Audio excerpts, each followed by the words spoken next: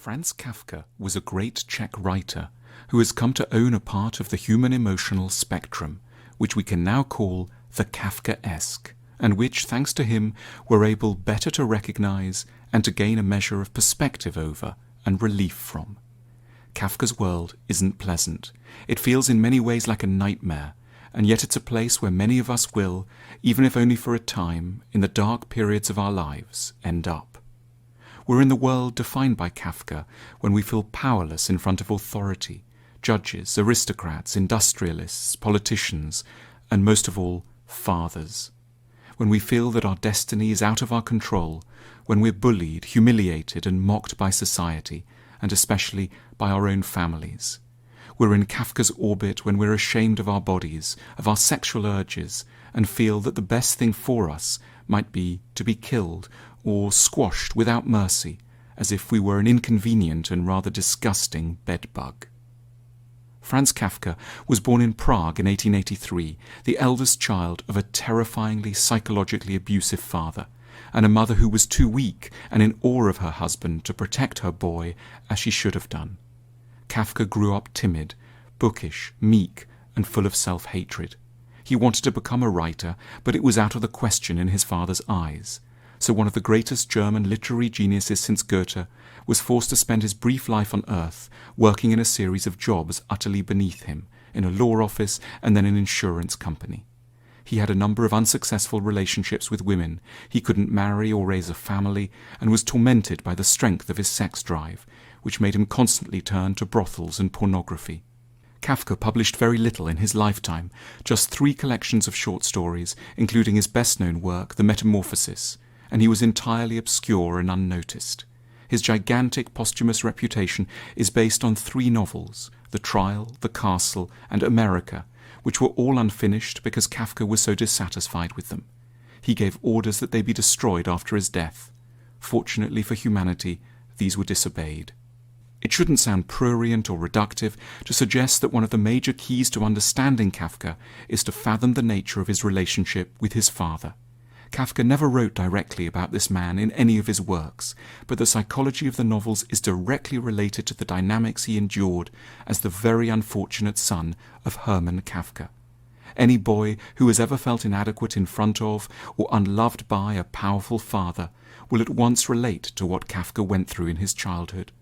In November 1919, at the age of 36, 5 years before his death, Kafka wrote a 47-page letter to Hermann, in which he tried to explain how his childhood had deformed him. Like many victims of abuse, Kafka never stopped hoping for some kind of forgiveness from the person who had so wronged him. "Dearest father," went the letter, "you asked me recently why I maintain that I am so afraid of you. As usual, I was unable to think of any answer to your question, partly for the very reason that I am afraid of you, and partly because an explanation of the grounds for this fear would mean going into far more details than I could ever keep in mind while talking." The grown Kafka abased himself before this father. What I would have needed was a little encouragement, a little friendliness, but I wasn't fit for that. What was always incomprehensible to me was your total lack of feeling for the suffering and shame you could inflict on me with your words and judgments. It was as though you had no notion of your power.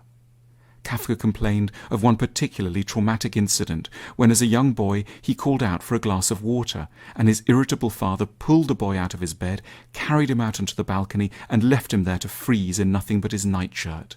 Kafka writes, "I was quite obedient after that period, but it did me so much incalculable inner harm. Even years afterwards, I suffered from the tormenting fancy that the huge man, my father, the ultimate authority, would come almost for no reason at all and take me out of bed in the night and carry me out onto the balcony, and that meant I was a mere nothing for him." Boys need their father's permission to become men, and Hermann Kafka didn't give Franz a chance. At a very early stage, you forbade me to speak. Your threat, not a word of contradiction, and the raised hand that accompanied it have been with me ever since. Franz's sense of inadequacy was total.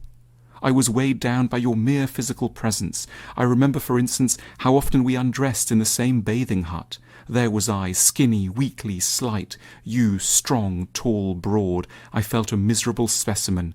When we stepped out, you holding me by my hand, a little skeleton, unsteady, frightened of the water, incapable of copying your swimming strokes, I was frantic with desperation. It could hardly have been worse, except it was.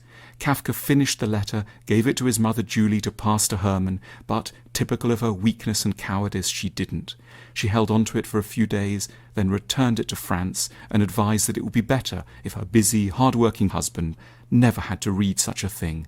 The poor son lacked the courage ever to try again.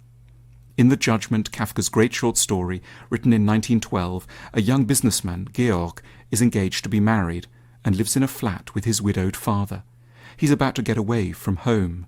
The father is old and frail. Georg tucks him up in bed. But then the father mysteriously regains his strength, springs upright, towers over Georg, and denounces him for betraying everyone, his friends, his father, and the memory of his mother. Georg can make only feeble protests. Eventually the father condemns Georg to death by drowning, and Georg obediently rushes out and plunges into the nearby river.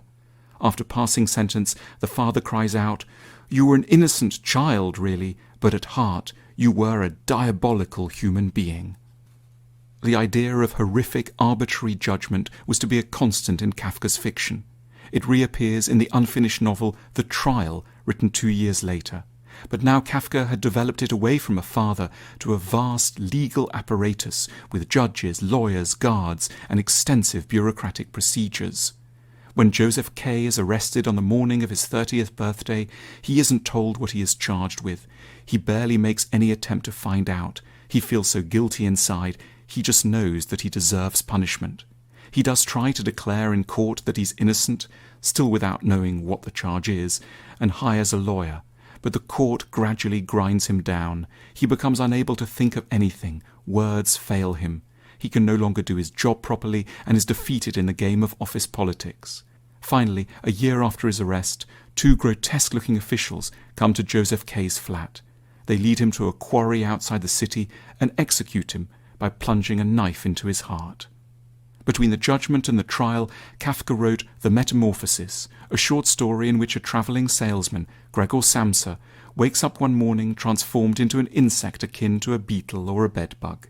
It's a story of self-disgust, about the treachery of family, and like The Trial, about terrifying arbitrary power.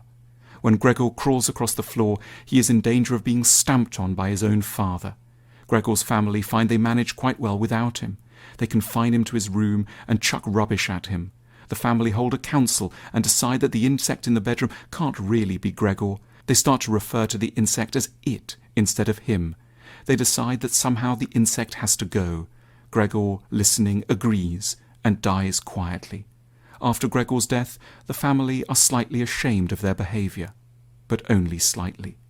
Kafka suffered from ill health for a lot of his life.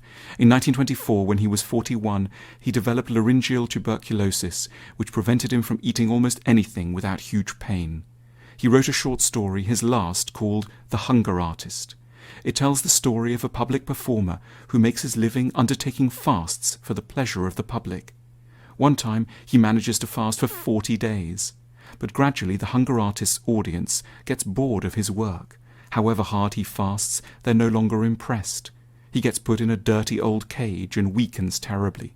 Before he dies, he asks for forgiveness and confesses that he should never have been admired, since the reason he fasted was simply that he couldn't find any food he enjoyed. Shortly after he dies, he's replaced in his cage by a panther, an animal full of vigour, whom the crowd love and who has a voracious appetite. A few days after finishing The Hunger Artist, Kafka died and was buried in the Jewish cemetery in Prague. Within a few years of his death, his reputation began. By the Second World War, he was recognized as one of the greatest writers of the age. Notwithstanding, all his close family were gassed by the Germans in the Holocaust.